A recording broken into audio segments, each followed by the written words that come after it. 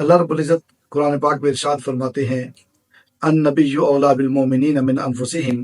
وازواجہ امہاتہم، کہ نبی پاک صلی اللہ علیہ وسلم مومنوں کی جانوں سے بھی زیادہ قریب ہیں، اور حضور صلی اللہ علیہ وسلم کی پاک ازواج ہماری مومنوں کی مائیں ہیں۔ تو معزز اور محترم سامعین گرامی، کون سیدہ طیبہ خدیجہ الکبریٰ سلام اللہ علیہا،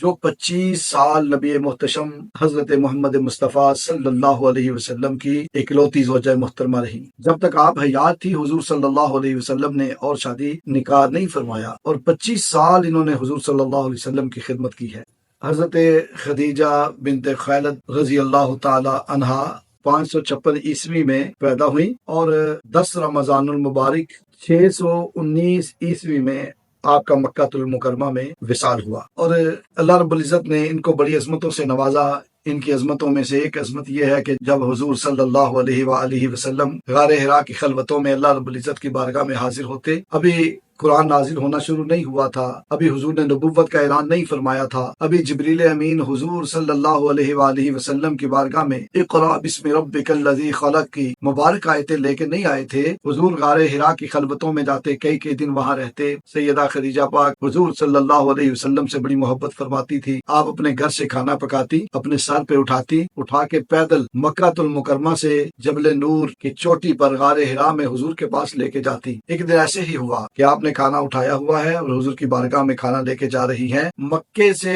جبل نور تک جانا، پھر اس کی چوٹی پر جانا، غار حرا میں جانا، یہ بڑی ہمت کا کام ہے۔ آج ہم مکے سے گاڑی پر جبل نور تک جاتے ہیں، پھر وہاں سے پیدل جب غار حرا تک جاتے ہیں تو تھک جاتے ہیں، بار بار سانس لیتے ہیں۔ اور سیدہ خدیجہ پاک حضور سے کتنی محبت کرتی تھی کہ مکے سے کھانا پکا کے چلتی، جبل نور تک جاتی، پھر غار حرا میں حضور کے پاس لے کے جاتی۔ ایک وقت ایسا بھی آیا کہ آپ نے کھانا پکایا اور لے کے حضور کی بارگاہ میں جا رہی ہیں، ابھی وہ غار میں نہیں پہنچی تھی، پروردگار نے جبریل امین کو بھیجا، جبریل جاؤ میرے محبوب کی زوجہ محترمہ خدیجہ الکبریٰ کھانا لے کے میرے محبوب کے لیے آئی ہیں، وہ غار میں بعد میں داخل ہوں تو ان سے پہلے داخل ہو، اور جب خدیجہ آئیں تو مجھ خدا کا خدیجہ کو سلام کہنا، اور جنت میں میں نے ان کے لیے جو موتی کا گھر بنایا ہے اس کی بشارت ان کو دینا۔ اللہ اکبر، اللہ نے کیسی عظمتوں سے نوازا ہے۔ اور جب آپ کے وصال کا وقت آیا، یہ بھی روایت کتابوں میں لکھی ہوئی ہے کہ آپ نے حضور صلی اللہ علیہ وسلم سے اپنے کفن کے لیے حضور کی مبارک کملی مانگی، عرض کی یا رسول اللہ اپنی مزمل کی چادر مجھے عطا فرمائے تاکہ اس میں کفن دیا جائے۔